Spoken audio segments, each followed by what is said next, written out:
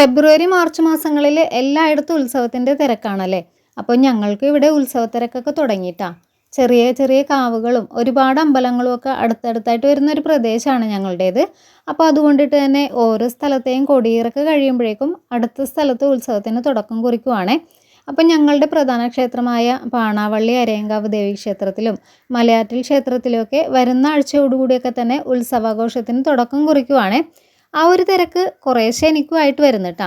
അപ്പോൾ അതുകൊണ്ടിട്ട് തന്നെയാണ് ഇപ്പോൾ ഓൺലൈനായിട്ട് വരുന്ന പുതിയ ഓർഡറൊക്കെ തൽക്കാലത്തേക്ക് നിർത്തി വെച്ചിരിക്കണത്. ഒരു മാർച്ച് പകുതിയോടുകൂടിയൊക്കെ ഇനി പുതിയ വർക്കിൻ്റെ ഓർഡർ ഞാൻ എടുക്കണുള്ളേ. അതല്ലാന്നുണ്ടെങ്കിൽ എല്ലാ തിരക്കും കൂടി ആകുമ്പോഴേക്കും നമുക്ക് ഒന്നിനും നല്ല രീതിയിൽ പങ്കെടുക്കാനും പറ്റൂലല്ലോ. എല്ലാ പ്രാവശ്യത്തെയും പോലെ മഹോത്സവത്തിന് പോണതിന് തൊട്ട് മുമ്പ് വരെയൊക്കെ ഓരോന്ന് വായു പിടിച്ചിരുന്നിട്ടാണ് ഓരോ വർക്കും നമ്മൾ ചെയ്തെടുക്കാറുള്ളത്. പിന്നെ വീട്ടിൽ ജോലിയും ആരെങ്കിലും വിരുന്നുകാർ വന്നാൽ പോലും നമുക്ക് ആകെ കൂടി ഒരു തിരക്കും വെപ്രാളവും ഒക്കെ ആയിപ്പോകും. ഇപ്പം ഇതാണ് ഞാൻ ചെയ്തു വെച്ചിരിക്കുന്ന 2-3 ഡ്രസ്സുകളെ.